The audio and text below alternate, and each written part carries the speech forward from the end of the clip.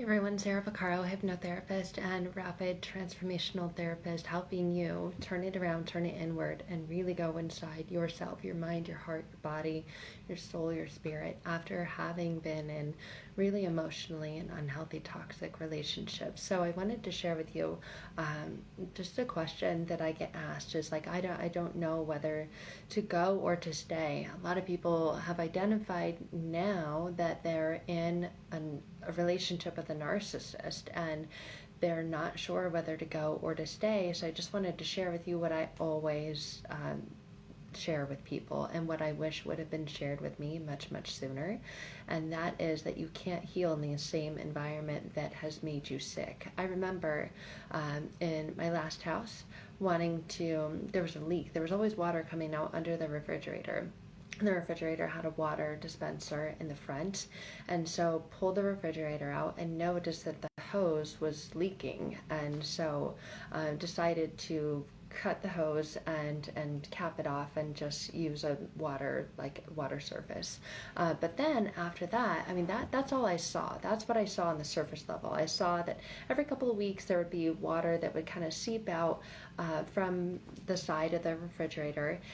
But when I pulled it out, I actually saw how much more damage there was. So not only did I have to pull that out, I had to rip up all of the tile. And this is actually while I was pregnant with my daughter. So I had to rip out actually it was laminate, and then I put tile in later. So ripped out all the laminate and found that there was mold, not just mold, but black mold. There was black mold in the drywall behind the refrigerator. There was black mold in the plywood that was underneath the laminate, and it was spreading. I mean, it was underneath and behind the molding on the baseboards. I mean, it was everywhere. So what seemed like just a little bit of water that was leaking out actually was spreading and making everything far worse than I thought it was in the beginning. And that's actually what happens. The narcissist is kind of like that water leak. You see, and it's kind of irritating, and then it seems to go away, right? Just like I would grab a towel, wipe away the water. It seems to go away for a bit, but then it always comes back, and it came back worse. But when you actually pull it out and you get behind there, you see it's not just the narcissist in your life that's doing damage. It's all of that other stuff that you just couldn't see before. It's the gaslighting. It's the way that you talk to yourself now, because over and over and over, just like that water was leaking, it was spreading and it was infecting everything around it and destroying everything around it. So anytime you had an argument with them, or anytime they used a gaslighting phrase against you and you thought, no, but then you thought, maybe, are they right? Did it really happen like that? And you begin to doubt yourself. You begin to lose trust in yourself. Your confidence just slowly gets chipped away to the point where you just don't even know who you are anymore. You completely feel like a shell of a person, of yourself, to the point where you look in the mirror and you don't even recognize the person who's looking back at you anymore. That's what happens. It's the same thing. So I always say you cannot heal in the same environment that made you sick. I was pregnant, so that black mold was a very serious issue. If you know anything about black mold at all, it's very detrimental to your health in so many ways. So immediately had to bring someone in, have it taken care of, and obviously disconnect the source that was causing it. It's the same thing with the narcissist. You have to disconnect from them. You can't heal. If I just like left that black mold and threw tile over it and go, oh, it's fine. No, it's gonna come back. And it's like the narcissist comes back with vengeance. You cannot heal. Just like I couldn't raise a healthy child in an area where there's black mold. I would begin to get sick myself. My child would begin to get sick. And at that point, she was a newborn. So it had to be taken care of and addressed immediately. But you may not know the length or the extent of the damage done until you get in there. And that's the same thing. You can't just leave the narcissist. I mean, you can, but then think, oh, I'm good now.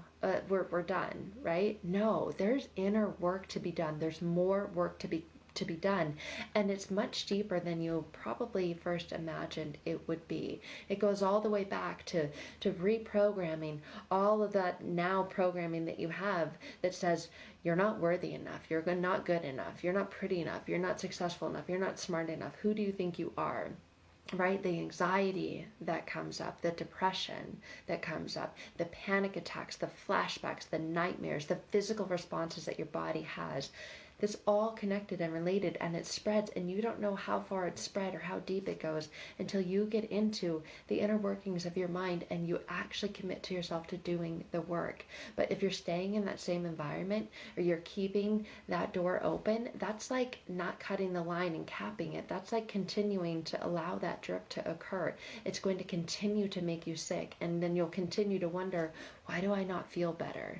Well, you can't heal in the same environment that's making you sick. You've got to get out there. You've got to gut that out. And that is like a metaphor for getting the narcissist out of your life completely, going no contact or extreme limited contact. And it's the same thing. It's the same thing that you have to do. Same thing I had to do with that kitchen and that refrigerator. It's the same thing that you have to do, but you've got to do it with yourself, with your heart, with your mind, with your soul. All those parts that have been infected, probably much further and deeper than you would have first imagined.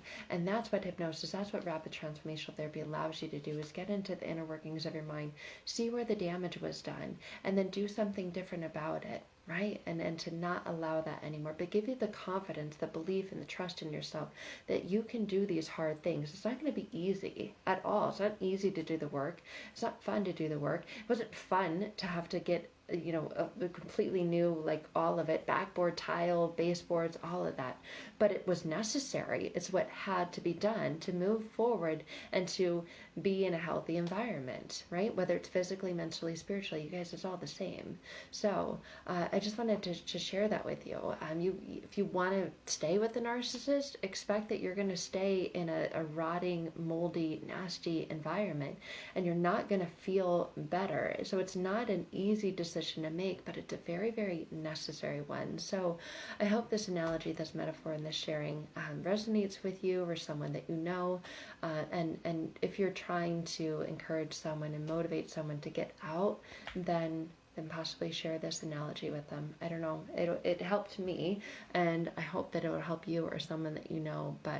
And then obviously, not shaming them into staying for certain reasons. It took me years to get out because of the financial enmeshment and the financial connection that we had. Like, finances were all wrapped up, but you had to start somewhere. So you begin creating your plan to get out. You begin creating financial independence instead of having to be dependent on them, because that's oftentimes what has them able to keep you right where they want you for far too long.